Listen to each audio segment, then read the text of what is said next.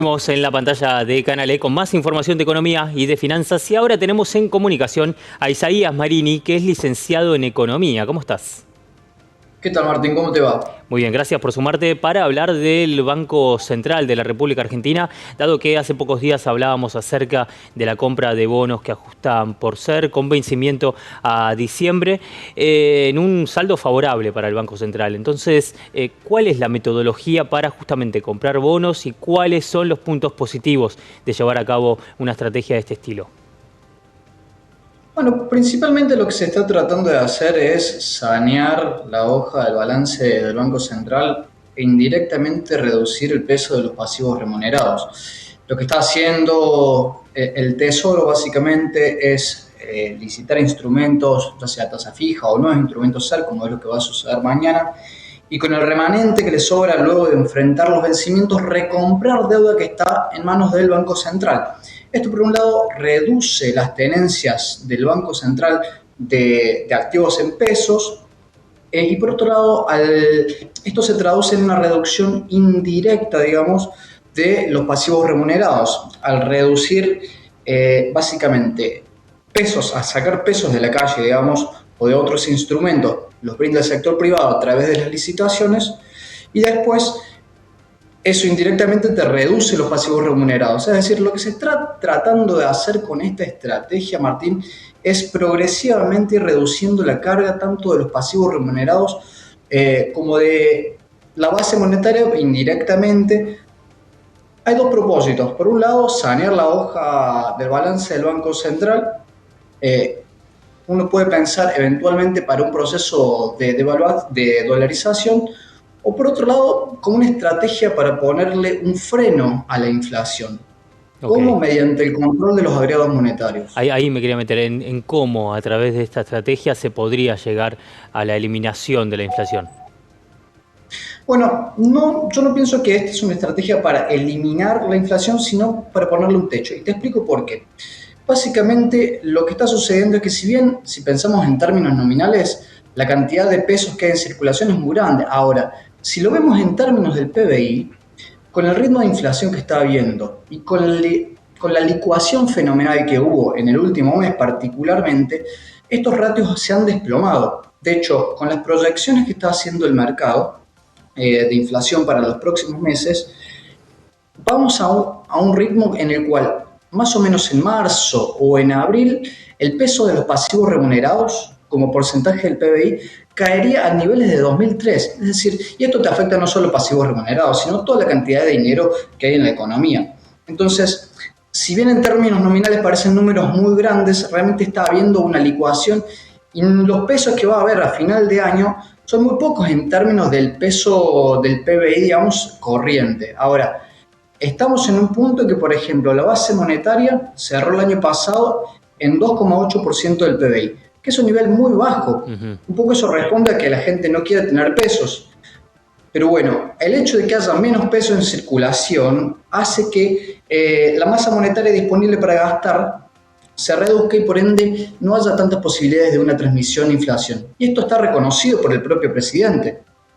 Bien, bien, bien. Hablabas también acerca de la posibilidad o de chance, como parte de toda esta estrategia, de que se allanar el camino hacia la dolarización. Eh, ¿Por qué y cuál sería el resto de la estrategia a implementar para que eso suceda, teniendo en cuenta también la compra de dólares por parte del Banco Central? Bueno, lo que se está tratando de hacer es, por un lado, como te decía, los pasivos remunerados, reducir la media licuación y que eventualmente eso se pueda transformar más fácil a dólares. Ahora, por ahora, si bien ha habido una reducción real, digamos, ajustada por precio, tanto de los pasivos remunerados como de la base monetaria, si lo evaluamos en términos del contado con liqui, no ha habido una significativa mejoría. Sí, si lo tomamos al tipo de cambio oficial, no es lo mismo el total de pasivos en pesos que había en diciembre con un tipo de cambio de 360 pesos que uno de 800. Ahora bien, si vemos la evolución del contado con liqui, eso nos da que hoy en día necesitaríamos a ese precio del dólar unos 30.000 millones de dólares para cubrir todos los pasivos en pesos y además se necesitaría cubrir las propias deudas del Banco Central. Pero esa es una de las posibles estrategias que podría llevar adelante el gobierno. El mercado no está totalmente convencido de esto, precisamente porque las necesidades de dólares para poder llevar adelante estos altas, pero si continúa este proceso de licuación que reduzca el peso tanto medido contra PBI como medido contra dólares, especialmente contra dólares, bueno, Ujú. un eventual proceso de dolarización se facilitaría. Bien. Isaías, cuando hablamos también acerca de este tema que tiene que ver con la compra de dólares por parte del Banco Central, ¿de qué número estamos hablando semana a semana? ¿Cuál es el acumulado desde la asunción de Javier Milei? Dado que parte de toda esa estrategia y de ese plan tenía que ver con eso, ¿no? Con acumular la mayor cantidad de reservas posible. Sí, bueno, desde la devaluación particularmente ya se compraron unos 6.000 millones de dólares. Todo eso no se tradujo directamente a acumulación de reservas porque hubo Mm, pagos, por ejemplo, de cupones de bonos en dólares, entre otras cosas. Lo cierto es que este ritmo no es sostenible por dos claro. factores. En primer lugar, porque el tipo de cambio se está moviendo a un ritmo muy bajo, muy por debajo de la inflación. Vamos a un 2% de ritmo de evaluación mensual contra una inflación que ronda el 20%, ¿no? Entonces, difícilmente la liquidación continúe tan fuerte en los próximos meses porque el atraso del tipo de cambio real, bueno, se va a hacer más pronunciado. Pero también, especialmente, hay otro efecto, otro factor que permite esta acumulación, que tampoco es sostenible, de que los Ahí va. pagos de importaciones están Ahí está. justamente ahora se armó un nuevo esquema en el cual, bueno, comprando el BOPREAL, vos podés tener acceso a tanto al MUL como acceso cruzado con contado con IKI y ya no existe más este sistema de las CIRA, sino que ahora el sistema es, bueno, cada uno puede importar, pero existe un plazo determinado de 30 a 120 días para algunas posiciones arancelarias y otras que son más estratégicas van a tener un acceso más rápido. Lo cierto es que esto va a empezar a impactar en los próximos meses. Hoy en día el acceso al MULC por parte de importadores está en niveles bajísimos y eso es lo que le está permitiendo al Banco Central acumular reservas.